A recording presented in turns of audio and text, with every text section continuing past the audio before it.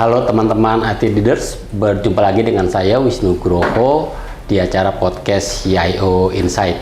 Sebagai informasi, CIO Insight adalah media yang coba mengangkat perspektif IT Leaders perusahaan Indonesia dalam memandang isu dan juga tren teknologi terkini. Nah, di sesi kali ini adalah sesi istimewa karena kami akan khusus membahas tentang cyber security. Kami menamakannya sebagai Secure Bytes. Jadi di sesi ini kami akan rutin membahas isu dan juga tren cyber security saat ini dan juga bagaimana cara kita menjawabnya gitu ya. Selain membahas isu-isu di luar, kami juga menerima pertanyaan dari teman-teman semua IT leaders. Silakan jika ada pertanyaan, ada rasa ingin tahu atau mungkin juga ingin berbagi cerita, silahkan hubungi kami melalui email di hello@cioinsight.id atau juga bisa DM ke akun media sosial kami di LinkedIn dan Instagram. Jadi pertanyaan atau curhatan teman-teman nanti akan kami bahas juga di sini. Tentu saja juga bisa sebagai anonim, jadi tidak perlu menyebutkan, kami tidak akan menyebutkan nama ataupun jabatan, tapi kira-kira kami ingin tahu sebenarnya apa sih tantangan dari teman-teman IT leaders perusahaan Indonesia gitu ya. Jadi kalau ada pertanyaan atau rasa ingin tahu yang ingin dibahas, silakan kontak kami di email maupun di akun media sosial kami. Tentu saja yang akan menjawab pertanyaan Anda semua bukan saya hanya penyambung lidah teman-teman semua. Saya nanti akan dibantu oleh Pak Faisal Yahya. Beliau adalah pakar cyber security yang sudah 25 tahun lebih bergumul atau bergelut di dunia cyber security, sudah menjadi pembicara lokal dan global di ratusan event dan juga mentor dan juga menjadi konsultan di berbagai perusahaan Indonesia. Jadi dengan kapabilitas seperti itu, pertanyaan-pertanyaan tentang atau isu-isu cyber security yang teman-teman miliki itu pasti akan dijawab oleh pakarnya gitu. Jadi kita akan belajar langsung dari pakarnya Pak Faisal Yahya. Langsung saja saya sapa Pak Faisal, apa kabar? Kabar baik Mas Wisnu, terima kasih udah diundang di acara CIO Insight. Oke, berarti emang saya akan lock jadwal Bapak untuk tampil terus di acara di Boleh, siap, ini. Terima kasih. Nanti setiap kali ada pertanyaan atau mungkin ada isu di luar sana yang menarik, kita akan coba bahas di sini dan siapa tahu akan menjadi insight menarik bagi teman-teman di luar sana. Baik. Oke, mungkin di edisi pertama ini kita akan ngebahas sebuah topik yang mungkin kekinian Pak, yaitu soal cyber security dikaitkan dengan AI gitu ya. Saya akan bacakan angka-angka yang mungkin relevan dengan topik ini gitu ya. Jadi hanya 51 detik setelah kredensial VPN dicuri, penyerang sudah bisa hijack ke domain controller.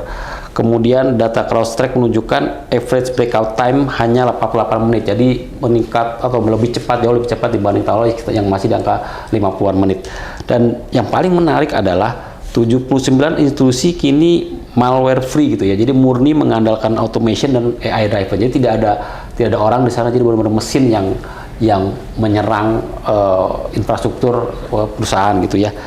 Mungkin dari angka itu mungkin menunjukkan ancaman cyber security itu tidak hanya jauh lebih cepat gitu ya, tapi juga itu benar-benar udah automation gitu. Jadi kayak ada penyerang yang menyerang kemana aja dengan otomatis gitu.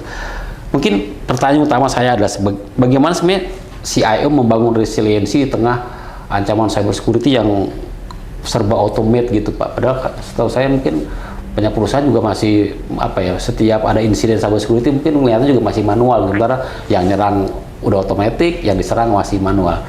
Kira-kira apa Pak yang bisa dilakukan perusahaan saat ini melihat fenomena seperti ini ketika sekarang makin cepat dan serba automate? Oke, baik. Terima kasih Mas Wisnu pertanyaannya. Mungkin saya mulai dengan satu bigger vision. Jadi kita lihat bahwa dalam setiap bentuk serangan yang dilancarkan, bagaimana CIO bisa meningkatkan resiliency itu dengan cara memperhatikan komposisi prosentase antara human in the loop dengan machine in the loop. Oke. Nah, human in the loop ini adalah keterlibatan dari tim internal untuk melakukan respon atas setiap serangan.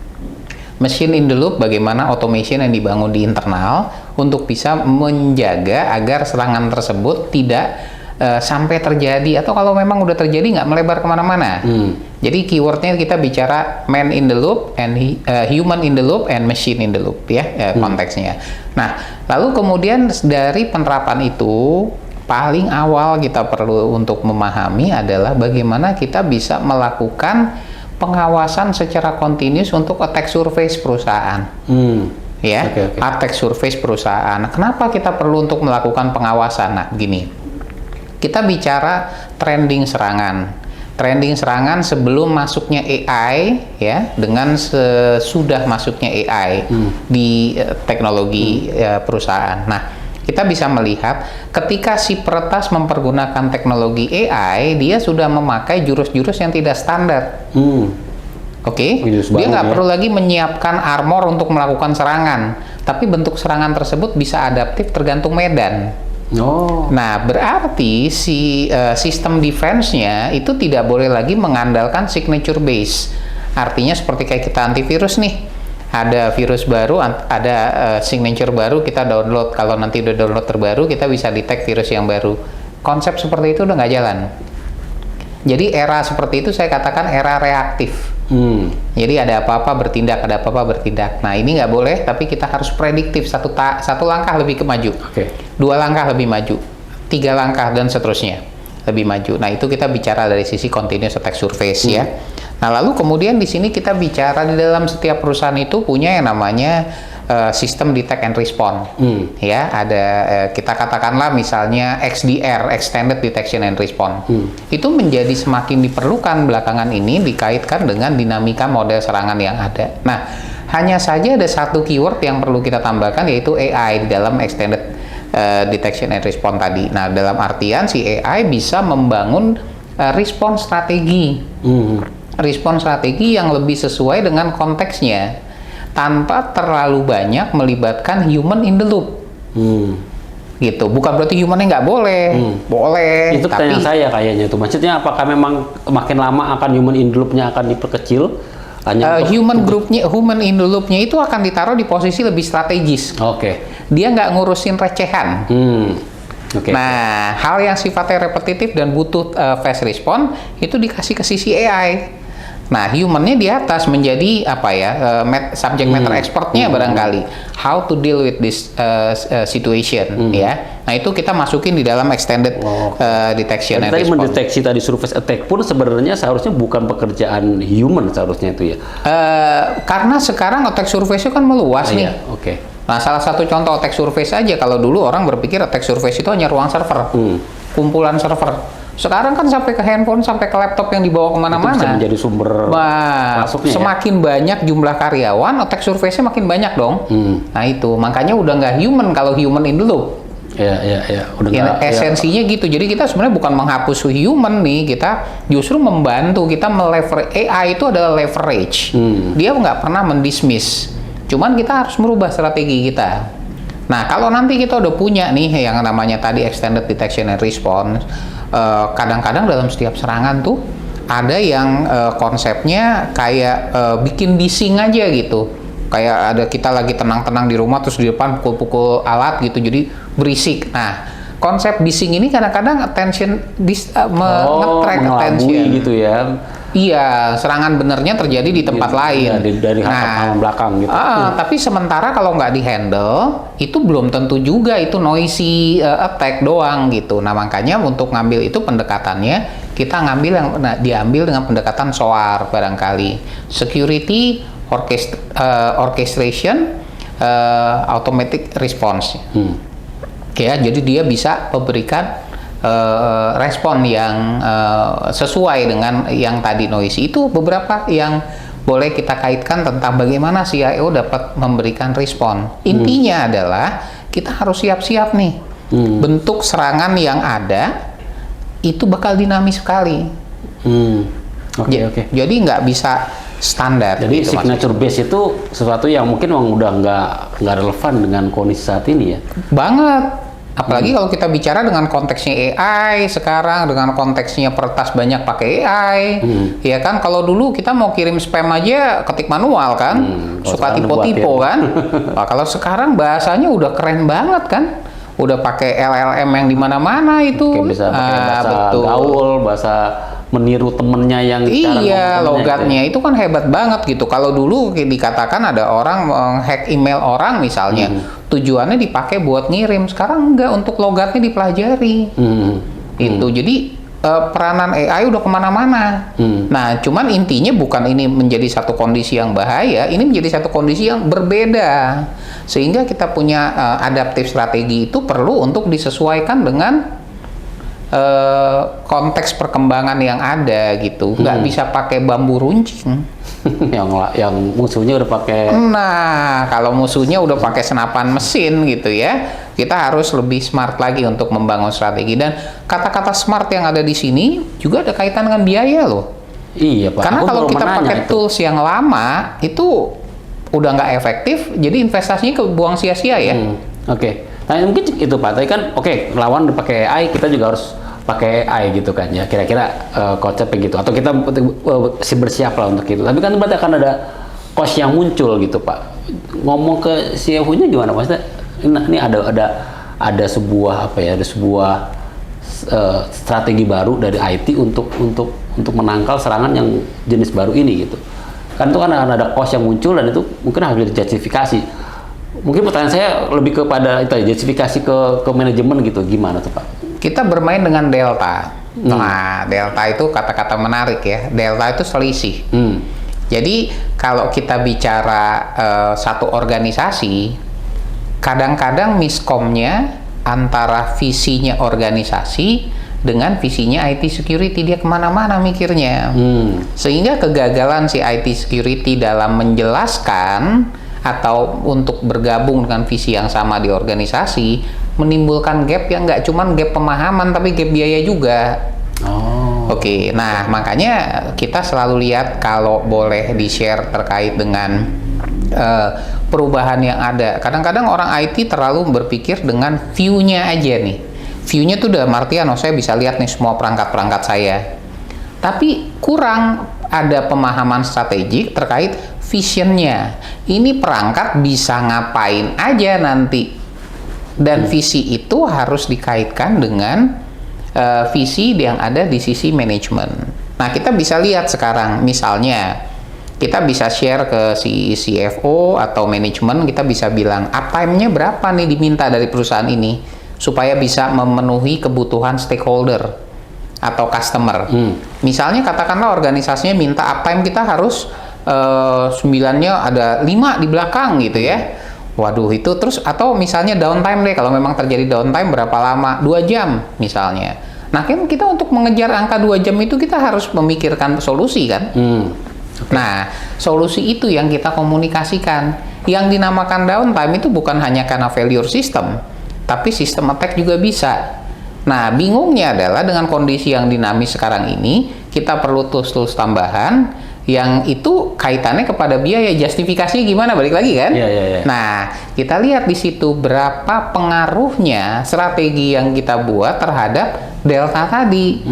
Katakanlah delta misalnya dari sisi serangan yang terjadi di tahun kemarin yang dengan durasi katakanlah misalnya 1 jam, bisa kita tekan kali ini dengan sampai 30 menit. Oke. Nah, berarti ada metrik-metrik yang kita terukur dan dia disepakati oleh organisasi gitu. Dan jangan mempergunakan statistik yang ada dari luar. Jangan kalau kita lihat perkembangan yang ada di luar seperti ini, lalu kemudian sekarang semakin tinggi, strategi kita gimana? Nah, orang IT security itu buat selalu saya anggap adalah seniman. Dia tuh harus berpikir untuk bisa membuat satu arsitektur yang tahan banting, tidak terlalu mahal atau ekonomis lah kita bilang ya, dan mampu bertahan di sekian tahun. Gitu. Arsitek juga itu berarti. Iya, jadi dia seniman kalau dibilang gitu. Bagaimana dia bangun pertahanan yang nggak umum, ya, tapi kemampuan bertahannya bisa sekian lama. Artinya kemampuan bertahan sekian lama bukan sistemnya nggak rusak-rusak, tapi dia mampu menjawab tantangan-tantangan di kemudian hari sampai sekian lama. Nah, ketika itu sudah terbentuk, baru kepercayaan manajemen dan CFO tadi akan banyak ke IT. Mungkin nanti proposalnya belum muncul, duitnya udah keluar. Itu ideal banget tuh ya. Gitu. Oke, tadi kita udah ngebahas tuh. Berarti emang kalau kita sebagai di dalam organisasi, kita tuh emang harus selaras lah semua tim semua bagian itu selaras, kita punya ada angka yang kita sepakati dan semua mengarah ke situ. Tapi mungkin sekarang bisa jelaskan nggak Pak, matriks gitu yang biasa dipakai untuk mengukur itu tuh, mengukur daya tahan atau daya tahan organisasi terhadap serangan gitu. Apa yang biasanya digunakan, dan yang mungkin bisa jadi juga angka-angka atau metrik-metrik yang bisa jadi sesuatu yang bisa digelar di meja. Oke, ini nih metrik kita yang kita sepakati gitu. Apa aja Pak kira-kira yang penting? Yang umum aja ya, karena kalau secara spesifik akan banyak banget ya. Jadi yang kita bicara biasanya yang dipakai adalah mean time to detect, MTTD. Adalah rentang waktu di mana serangan dilancarkan sampai dengan serangan tersebut bisa dideteksi sebagai satu serangan yang legitimate dan malicious. Rentang waktu window time. Nah, MTTD ya. Terus kemudian ada lagi MTTR ya. R-nya ada yang mengatakan sebagai response, ada yang menyebut sebagai recover. Tapi umumnya dipakai di response. Artinya setelah detect, responsnya berapa lama? Karena kalau dia udah mendetek responnya terlalu lama, akan menyebabkan kerusakan makin tinggi, makin mahal. Nah, jeleknya lagi perhitungan window time-nya itu bukan dari saat setelah dideteksi, tapi saat setelah serangan pertama ini udah actualnya terjadi gitu. Jadi kalau kita bicara, saya bisa mendeteksi serangan yang terjadi 4 tahun yang lalu, itu bukan satu hal yang bisa dibanggakan.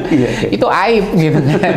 Jadi kita perlu lihat ya respons. Terus ada lagi contain bagaimana dia bisa menangani serangan tersebut, berapa lama jeda waktunya. Nah, kalau kita bicara 3 indikator tadi, udah jelas fungsinya, kita udah nggak bisa lagi dengan kondisi degree yang ada sekarang mengandalkan manual intervention.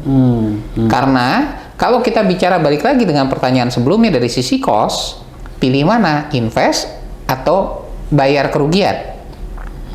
Ya kan? Nah, cuman jangan nanti ketika diinvest ternyata bayar kerugiannya nggak mempengaruhi gitu kan, itu berarti salah investasi kan. Betul. Akhirnya kalau kita salah, kadang-kadang makin banyak pihak yang terlibat mengakses pada saat kita mengajukan proposal. Gitu. Jadi sekarang ini sebenarnya boleh saya katakan dari pihak IT security itu sebenarnya udah merambah ke sisi level manajemen loh, udah nggak boleh lagi duduk di kursi kecil di ujung.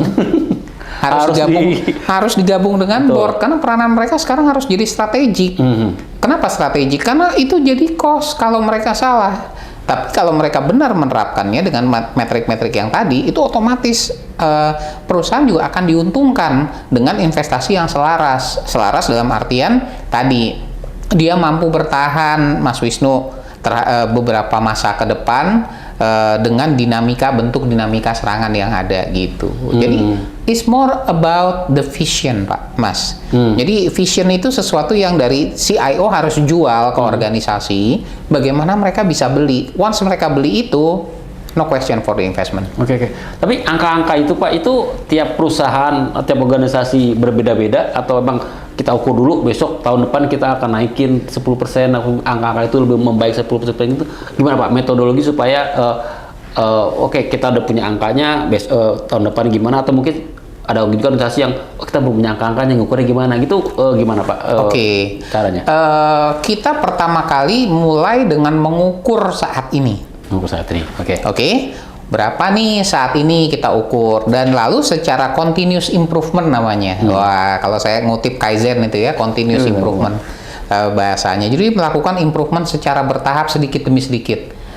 Tidak ada patokan mutlak angkanya harus berapa. Yang ada adalah angka itu harus sesuai dengan kebutuhan organisasi. Jangan organisasi punya SLA downtime-nya selesai dari kurang 5 jam misalnya, tapi ternyata mean time to detect-nya setahun. Kebayang kan? Kita udah kemana-mana, udah harusnya cuma sejam up naik, tapi ini deteksinya butuh sekian lama. Nah, itu bahaya. Jadi yang penting bukan konstanta, bukan angka tangible-nya, tapi bagaimana visi terhadap angka tersebut yang oleh CIO dijual ke dalam organisasi untuk mensupport. Karena sekarang udah bukan eranya main sendiri, tapi kolaborasi. Nah, ketika ngomong kolaborasi tadi, CFO pasti yang punya duit, yang ngeluarin duit lah, yang megang kantong. Tapi semua bagian lain Pak, atau mungkin ada prioritas apa sih bagian-bagian yang mungkin wajib untuk diprioritaskan gitu untuk menyamakan vision tersebut. Oke. Ada nggak bagian-bagian yang mungkin prioritas nih gitu? Baik. Biasanya secara umum bagian operasional. Ya, bagian operasional itu paling banyak karena kan downtime uptime itu operasional kan. Betul. Jadi orang operasional ini harus dapat update. Tapi di luar itu ada fungsi-fungsi umum yang boleh dikatakan sebagian besar perusahaan. Saya tidak mau mengatakan bahwa setiap perusahaan seharus demikian. Karena setiap perusahaan memiliki tingkat postur resiko yang berbeda. Biasanya tuh bagian yang paling umum adalah HRD. Karena dia itu keluar masuknya karyawan. Onboarding dan offboarding. Oke. Nah, onboarding dan offboarding itu harus relevan dengan konteks persentase dan target KPI yang mau dikejar dari IT juga. Apa itu kaitannya? Pertama, background check. Oke. Kemudian pada saat inisialisasi konfigurasi, karyawan baru masuk, dapat email baru, dapat password baru, dan seterusnya. Ketika dia resign, make sure passwordnya di-delete. Akunnya di-delete, sorry. Iya kan? Atau akunnya di-disable deh setidaknya. Tapi bukan dibiarkan aja. Kadang-kadang konteksnya ketika dia resign, jangan tuh email dia banyak di-reach sama klien, jangan di-offin, biarin aja. Akhirnya menjadi celah. Jadi pertama HRD, itu paling intens. Kemudian yang kedua adalah faktor legal. Nah, legal ini biasa pakai di B2B atau kerjasama dengan vendor. Di dalam legal itu kalau perusahaan misalnya punya SLA uptime itu sekian jam, sekian angka 9 di belakang titik gitu ya, yang banget fantastis. Nah, itu perlu didukung juga dengan vendor ya kan. Nah, bagian legal biasanya di situ menjembatani antara target yang ingin dicapai perusahaan dengan apa yang pihak ketiga itu bisa provide. Nah, kalau nanti mesti ada compensating control ya diskusi terjadi di situ. Itu. Lalu kemudian yang bagian yang ketiga secara umum adalah PR. Nah, PR itu iya, karena kalau kita bicara pada saat insiden, amit-amit ya, insiden nih terjadi gitu kan. Nggak mungkin orang IT security-nya berdiri di depan kamera. Kenapa? Terlalu jujur kadang-kadang. Nanti dia cerita semuanya, kan bahaya gitu kan. Jadi kita berusaha kan untuk tingkat trust customer itu tidak terlalu impair. Oke lah, memang terdampak karena memang adanya insiden, tapi jangan sampai begitu gitu barangkali usulannya. Terus PR tuh yang harus tampil. PR yang harus tampil untuk bukan membohongi publik, tapi memberikan informasi sesuai level orang yang bertanya. Jadi kalau yang bertanya wartawan, dia bisa berikan informasi umum. Tapi kalau yang bertanya misalnya dari pihak penyidik, dari pihak kepolisian, dari pihak-pihak yang berwenang lainnya, dia mungkin menentukan apa ya skala informasinya. Bukan bohong loh, dia harus berbicara sesuai dengan tingkat kebutuhannya. Nah, lagi Mas Wisnu, satu yang paling mahal dari PR, mereka tetap tenang. Iya kan? Nggak panik. Karena kalau IT, aduh, keringetan, ya kan, bisa keringetan mukanya gitu kan, kedetek gitu kan, orang ada yang bisa baca wajah gitu ya ketika lagi siaran gitu. Nah, itu bahaya. Jadi ketenangan itu sangat penting ketika terjadi insiden. Karena dengan tenang kita bisa bertindak sesuai dengan kondisi yang ada. Oke, saya udah kebayang tuh. Berarti tadi kan awalnya kita ngebahas bahwa serangan itu semakin automate gitu ya. Kemudian kita harus menjawabnya juga semakin automate. Ada berbagai strategi tadi yang tadi kemukakan. Kemudian juga dari situ sebenarnya kita harus juga punya matrix yang kemudian itu juga di-sharing ataupun dikolaborasikan dengan berbagai legal. Tapi di internal IT-nya sendiri sih Pak, itu sebenarnya apa ya, stress testnya gimana gitu. Jadi ketika misalnya tim IT security kita ingin tahu sebenarnya sejauh mana organisasi kita tahan terhadap itu, apa metode stress test yang biasa dilakukan gitu? Oke, jadi kita biasanya sebaiknya melakukan pendekatan dengan framework yang sudah jelas ya. Di internet yang paling umum biasanya orang mempergunakan MITRE ATT&CK. MITRE ATT&CK itu udah sampai versi 17 kalau saya nggak salah sekarang ini. Dia itu membahas tentang bagaimana kita meng-cut serangan tersebut, karena sebenarnya mata rantai serangan itu sebenarnya terdiri dari mata rantai.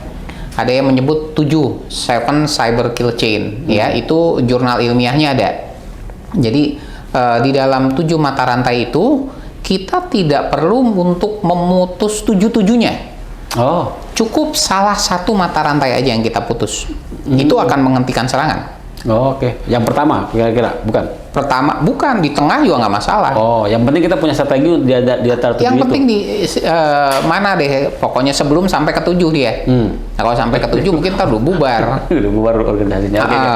Nah, semakin cepat kita memutuskan mata rantai itu di bagian paling awalnya, misalnya pertama kecolongan, yang kedua dapat kita putus. Nah, kita perlu pendekatan sistematis. Kenapa pendekatan sistematis? Nggak bisa pendekatan dari sisi masa kerja orang. Misalnya dia udah kerja sekian lama, dia udah tahu jaringan itu, enggak. Karena si penyerangnya bukan karyawan situ pastinya. Dia orang luar yang dia berpikir dinamis, yang mana pendekatan dia secara ilmiah itu sudah dipetakan. Jadi pendekatannya semua ilmiah, bukan dogmatis. Nah, stress test itu perlu kita lakukan untuk bisa menguji tahapan-tahapannya. Karena misalnya nih Mas Wisnu, sederhanakan aja. Ketika orang mau menyerang itu kan dia perlu mengetahui dong target serangan dia itu apa sih gitu kan.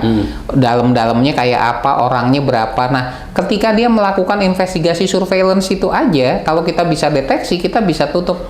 Dia kan nggak akan lanjut kan. Oke. Simple. Nah, cara ketika dia mau melakukan serangan itu nggak ada kaitan dengan jam kerja atau jam terbangnya dari si orang IT, tapi kaitkanlah dengan framework ilmiah, di mana itu bisa membantu cepat menemukan masalahnya, inti masalahnya, juga bisa memberikan respon yang akurat dan sesuai. Jadi stress test itu baiknya dikaitkan. Saya tidak menjual satu framework, tapi silakan dipilih mana yang relevan. Yang biasa digunakan yang boleh. Kalau dari Maitri tadi memang banyak ya dipergunakan. Kalau memang ada yang lain, misalnya ada yang bilang misalnya, oh Pak, kalau ISO gimana gitu. Kalau ISO itu lebih kepada standarisasi, akreditasi. Terus ada lagi misalnya framework yang NIST. NIST itu juga dia ada list framework. NIST Special Publication 853 rilis 5 lengkapnya. Nah, itu dia memberikan banyak sekali untuk policy guidance, tapi tidak memberikan respons. Dalam artian kalau diserang begini nanti responnya gimana ya gitu. Terus ada lagi CIS ya, CIS sekarang nih versi 8 kalau nggak salah terakhir. Itu untuk membahas misalnya biasa dipakai untuk cloud audit, misconfiguration segala macam. Itu silakan aja diterapin semua itu. Tapi stress test ini dengan tujuan membuat satu skenario nih. Kalau nanti serangannya berupa ini, kira-kira responnya gimana? Nah, itu sejauh ini ya yang masih lebih relevan itu dari Maitri. Oke. Nah, dari 7 itu berarti setiap organisasi itu fokus ke salah satu itunya, atau mereka harus punya tahu di chain 1 kita komponen seperti ini, di chain 2 seperti ini, 3 sini, atau gimana Pak? Atau emang dia harus jago, bukan jago, dia udah siap di 7 chain tersebut? Oke, pertanyaannya bagus banget. Setiap organisasi silakan melakukan strategi penanganan dari setiap mata rantai. Contoh, misalnya orang dari jaringan, orang network bisa melihat anomali traffic. Ya kan? Sementara orang SOC bisa barangkali dikaitin kepada threat intel, barangkali threat intelligence, dan itu mata rantainya bisa beda fokusnya mereka masing-masing. Itu boleh aja diterapin, tapi intinya bukan siapa menghandle apa, tapi bisa nggak mereka berkolaboratif memberikan fast response. Karena kalau slow response, cost-nya makin tinggi. Menarik. Oke, mungkin sekarang kita kembali tadi ketika topik utama tadi kan kita ngebahas soal bagaimana serangan itu makin otomatis dan segala macam gitu ya.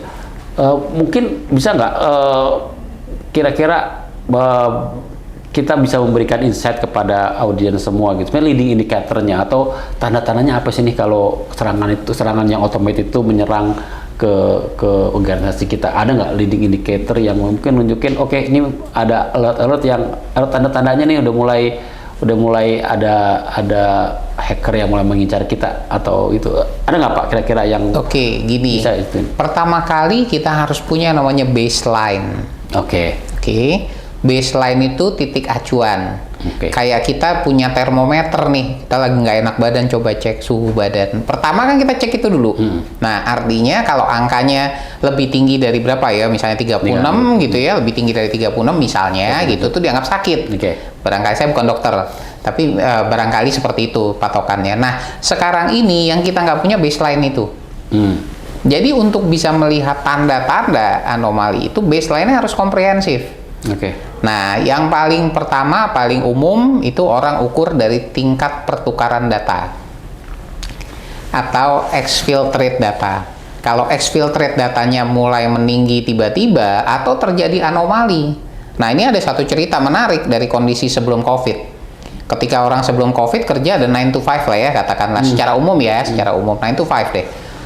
Kita buka email, proses email semua di jam kerja, rata-rata gitu. Sekali kalau malam mungkin karena kelupaan. Tapi secara umum itu dikatakan seperti itu. Tapi pada saat COVID orang kerja dari rumah, itu random kan? Benar kan? Akhirnya kan susah mendeteksinya. Nah, berarti apa yang berubah dari dua kondisi ini? Baseline-nya. Nah, sekarang kalau kemarin sebelum COVID, baseline-nya umum.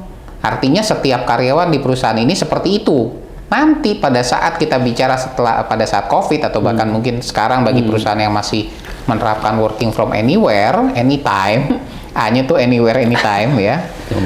Itu perlu harus memikirkan bahwa setiap orang itu masing-masing karyawan dengan keunikan pertukaran datanya. Oke. Jadi biasanya berubah lah kira-kira. Behaviornya berubah. Nah, makanya itu udah jelas banget kan. Kita udah nggak bisa main dengan konsep signature, kita harus bisa melihat dengan konsep behavior. Seperti itu. Nah, lalu kemudian ada faktor yang lain yang perlu kita perhatikan adalah jumlah aset yang terdaftar. Oke. Aset yang terdaftar bukan meja kursi, tapi aset endpoint. Endpoint, laptop, tablet, handphone. Berapa banyak yang terdaftar di perusahaan. Karena pengalaman saya, kalau device itu kita sudah trust, multi-factor authentication nggak akan maksimal berfungsi. Betul. Karena orang akan menganggap ini normal. Jadi, makanya onboarding dari sisi perangkat tuh penting loh. Semakin kita punya visibility terhadap perangkat yang terlibat dalam jaringan secara 100%, itu akan semakin lebih baik untuk melakukan deteksi anomali tadi. Karena kita bicara anomali kan. Artinya kita bisa membedakan bahwa ini aset perusahaan, ini bukan aset perusahaan. Nah, bikin peraturan terkait itu. Lalu ada mungkin faktor-faktor lain yang bisa diharapkan membantu untuk meningkatkan perlindungan keamanan untuk bisa melihat berapa rentang waktu antara patch dikeluarkan dengan patch di-apply ke perangkat. Nah, itu. Nah, kalau nanti misalnya perusahaan bilang kalau perangkat ini dalam 7 hari tidak di-patch, disconnect dari jaringan. Wah, menarik kan? Nah, itu kan tidak bisa didoktrin atau didogmatis oleh organisasi atau apapun, terkecuali perusahaan memiliki kesadaran dan punya baseline terhadap berapa sih tangible value yang perlu diterapkan untuk bisa tetap memaintain resiliency cybersecurity di organisasi itu. Oke, jadi berbagai faktor itu yang harus punya baseline itu yang harus dimiliki perusahaan gitu ya untuk betul. Jadi karena kita bicara behavior, Mas Wisnu, kalau kita bicara behavior setiap perusahaan akan beda. Dan nggak boleh ada orang tiba-tiba datang dari manapun bisa mengklaim bahwa behavior harus begini-begini mendikte gitu ya. Mendikte itu udah nggak boleh, udah nggak akan jalan lagi seperti sekarang. Jadi memang nggak ada standar baku yang harus punya perusahaan. Oke, behaviornya email cuman bisa diakses jam 9 sampai jam 5 gitu? Ada standar baku namanya istilahnya best practice ya. Tapi best practice itu kayak kita makan all you can eat. Mana yang Mas Wisnu taruh di piring, itulah Mas Wisnu punya baseline. Jadi Mas Wisnu nggak bisa misalnya masuk ke restoran all you can eat, semua makanan dimakan. Ya, mungkin kalaupun punya kapasitas perut maksimal ya saya nggak ngerti juga faktor kesehatannya gitu ya. Tapi begitu pula organisasi. Nah, organisasi ini sekarang itu harus cermat memilih dan memilah mana KPI yang relevan dengan konteks mereka. Saya ambil contoh paling umum aja. Perusahaan yang memiliki data center akan mempunyai data center on-premise dengan perusahaan yang hanya consulting misalnya, dia nggak punya server di dalam, dia nggak punya on-premise, hanya paling untuk productivity tools di cloud yang misalnya kayak Office 365, itu postur resikonya masing-masing berbeda. Ya. Nah, kalau dia datang, dia ambil semua orang yang tadi nggak punya on-premise data center, dia ambil semua rule of the game harusnya seperti apa, dia habis duit. Nah, jadi kesenjangan kondisinya setiap organisasi. Benar, itu balik lagi sebenarnya dengan statement yang pertama tadi kita di awal bicara bahwa kalau untuk membangun satu arsitektur kita perlu benar-benar fit dengan kondisinya kita, karena postur perusahaan itu berbeda, dan lagi resiko tidak mungkin bisa dihilangkan. Resiko hanya bisa ditekan sampai ke titik terendah, dan titik terendah itu nantinya akan mengalami fluktuasi. Nah, strategi bagaimana sistem pertahanan yang dibuat sekarang mampu menjaga residualnya tadi secara konstan atau mendekati konstan dari waktu ke waktu. Itu arsitektur paling baik. Oke, Pak Faisal, terima kasih atas sharingnya. Ini mungkin ada banyak tadi yang kita bahas tadi. Kita ngebahas soal kecepatan serangan, kemudian juga ngebahas soal bagaimana AI dan automation itu mengubah landscape serangan, dan juga mungkin akhirnya juga mengubah kita sebagai organisasi. Tapi yang penting kan tadi seperti itu ya, bahwa kita emang harus emang bergerak dinamis gitu, menyesuaikan dengan yang di luar sana gitu, dan kita punya berbagai framework atau tools yang mungkin juga akan membantu kita untuk mencapai untuk menjawab serangan cyber security. Oke, sekali lagi Pak Faisal, terima kasih. Semoga diskusi kita yang singkat dan padat ini bisa berguna bagi teman-teman CIO di luar sana. Siap. Terima kasih Mas Wisnu. Oke, teman-teman, demikian podcast CIO Insight edisi Secure Bytes. Jadi tadi kita udah membahas soal bagaimana AI automation mengubah landscape cyber security dan bagaimana kita bisa meresponnya. Semoga diskusi yang tadi bisa bermanfaat bagi teman-teman semua. Sampai jumpa di sesi podcast CIO Insight berikutnya. Salam.